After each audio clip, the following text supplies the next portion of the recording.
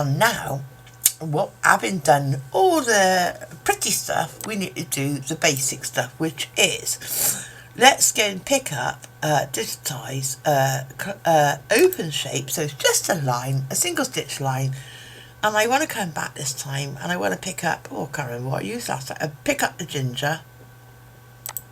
Yay. As we need it to be in the middle, so I'm looking at my ruler above, so if that comes down as being central, I don't know, oh god, I don't know,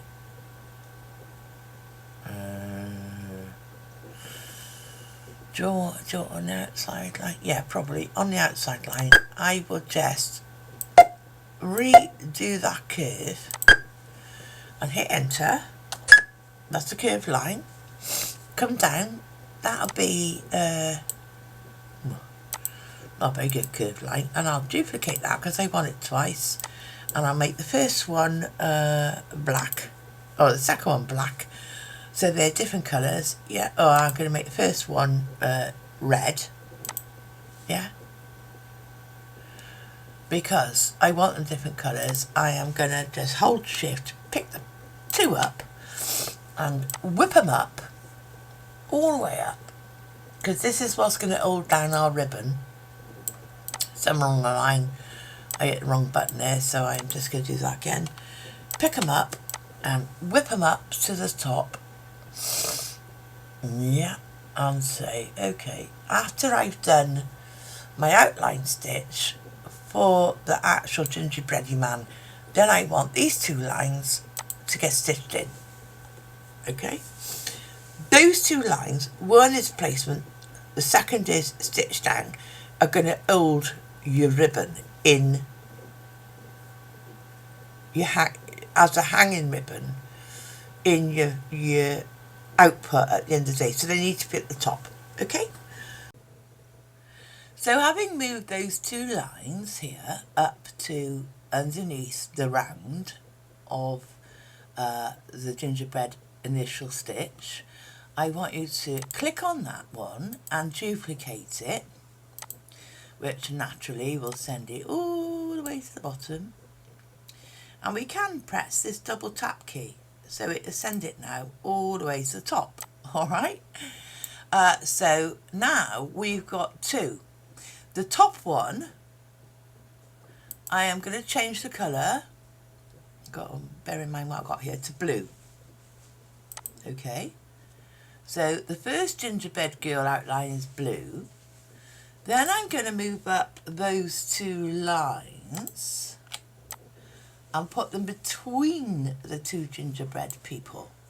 Alright, now the reason I've done that is because in our sequence of works, that blue outline will go down straight onto your stabilizer, which tells you what area you have to cover with your piece of felt. Then it will do the first line, and you'll pop down your folded ribbon, sticking upwards, not you know, just normally way round, but obviously with half an inch or so of it going underneath the stitch line, so it's nicely secured, and the rest of it sticking up as a tag. And then we stitch the second line, which then holds that down nice and firmly. Then we go on to stitch the outline of the gingerbread girl on top of the felt. Okay, so it's first one is outline, so you know where to put the felt. The second one is let's put down with these two lines the sticking up tab, then we put the felt on top, and then we do the outside line of the edge of the felt. So those are the steps we need to follow before we go on to start doing the rest of the embroidery. Now, the very last thing we would need to do, let me just press naught and get the girl in the middle. The very last thing we would need to do now, if as we're stitching this out in a hoop, yeah, would be to now take it away from the machine, turn the frame over, and add a corresponding size of felt and tape it to the back and just run around the stitch edge again, so you can take it out of the hoop and cut everything back and to size, which I'll show you next. However, you have to bear with me because a lot of us, you know, I like to do it. I will already make the backing, which has wording on it like to Ermintrude, Christmas 2021, Love Nana, something like that, that's written on the back, or Baby's First Christmas, you know, Mark's First Christmas, or no, that'd be on, we're going to go on and do a boy one, or, you know, what other name can I think of? Oh, Jemima's First Christmas 2021, whatever. So we're going to do a backing where you can personalise this as your Christmas hanging, but let's pretend for this moment in this programme that we're just going to do plain backing.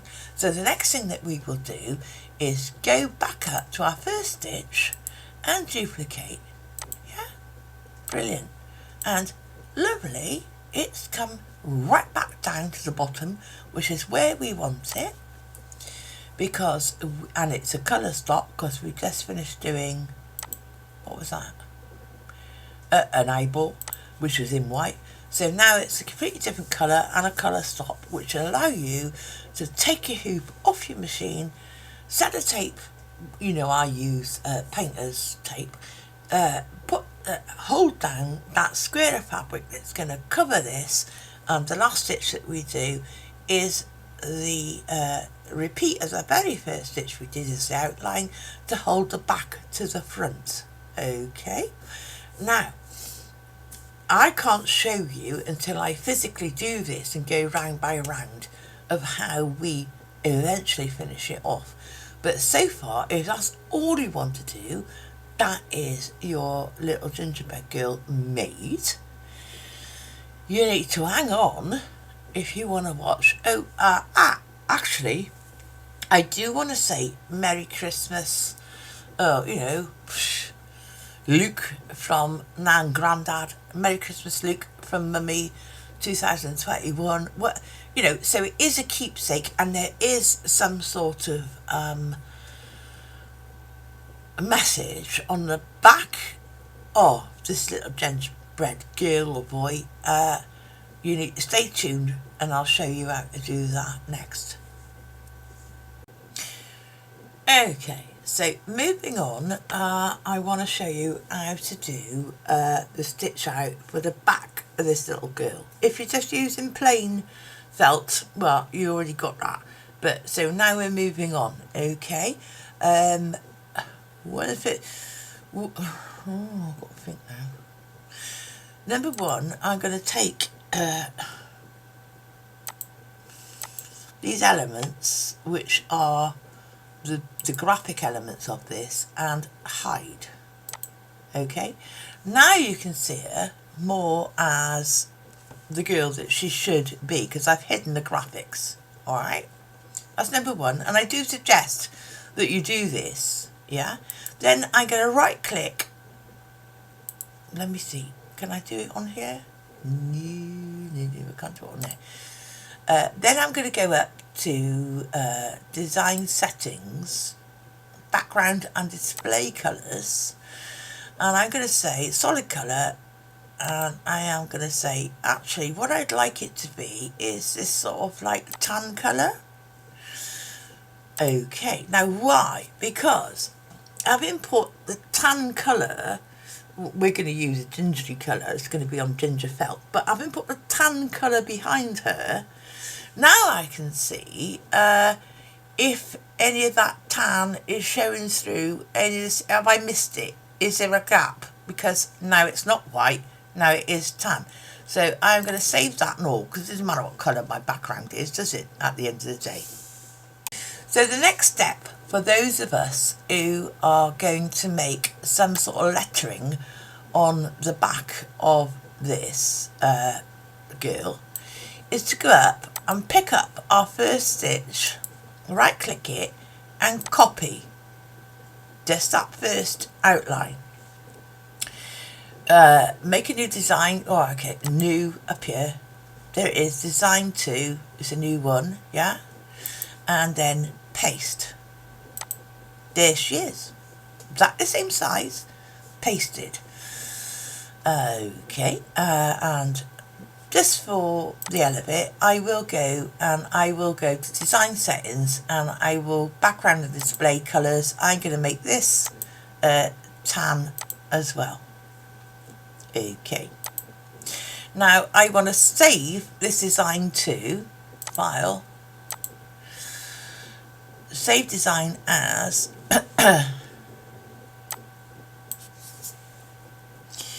GB1,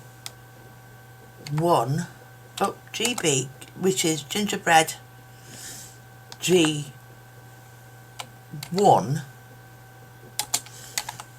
back. This is going to be a back. Still under EMB within our program, but I'm going to call this Gingerbread Girl 1 back, okay, and save that. So now Gingerbread Girl 1, actually, so that it saves my program, I have just closed. I've just exited out of that, so my program is not holding that in memory at the moment because I got the bit that I want. So what I need to do right now is pick it up, select it, and go at the top here to mirror X and mirror it, and then hit save. So now this is actually the back of the gingerbread girl. Now we can introduce some lettering, because we're working on the back of the gingerbread girl. So lettering, what do we want to say? What can we say on the back of this? Well, let's start off with Happy Christmas. Happy. I've just hit enter. Christmas. 2021. Right. That's good enough to start with. Brilliant. But as you can see, it's much bigger. I don't know what am I in? I'm in Bauhaus. I don't want to be in that. Let's go and pick a better stitch than that. But don't want a 3D stitch. I just want bookcase is quite a nice one. That's pretty ordinary, isn't it? Right, okay. So I know I've got it in red at the moment. It doesn't have to be in red. So now I need to pull this down. It is like, you know, over here, centre justification, which is good enough for me. I'm not sure yet. Depends on what I'm going to say next. But that will fit on the back of the head, okay? Not be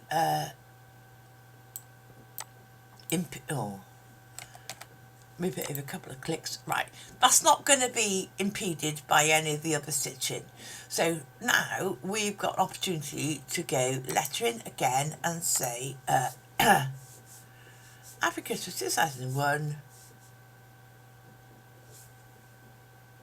Yeah, it's a little girl, isn't it? Let's pick a big name, because Trude.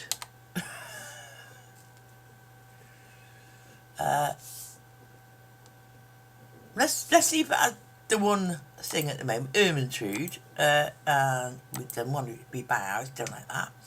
Come down and put a little bit of, it's a bit of a curly script, isn't it? I am just gonna hold that and then whip down and see what, that's a bit curly whirlies. Oh, that's a good one, Ermintrude, you know, for kiddies to be able to read. And yet again, I am going to hold shift, hold a black handle and bring it down so that it will fit more or less across the shoulders. Okay, Happy Christmas, Ermintrude, yay.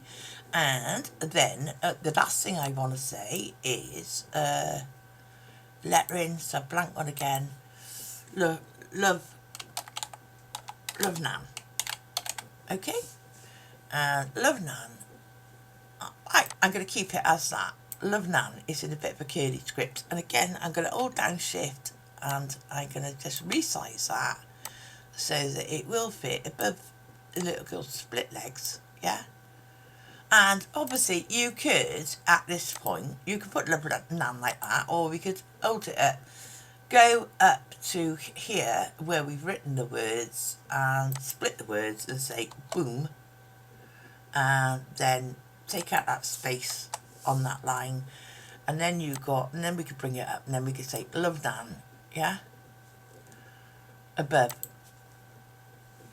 the bits. And obviously you could do this all in the same colour, yeah, or you could highlight a bit of it and say, oh, I want that to be, I want another Christmas colour, but I want it to be in green, yeah, so whatever.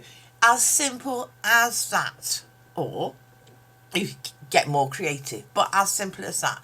What I will do is I will then highlight all the text. I've got it in the lateral space that I want it, but then I will come up to a line. This is something we've not used yet, but I will come up to a line, yeah, and bring that up, and I want it all centres vertically,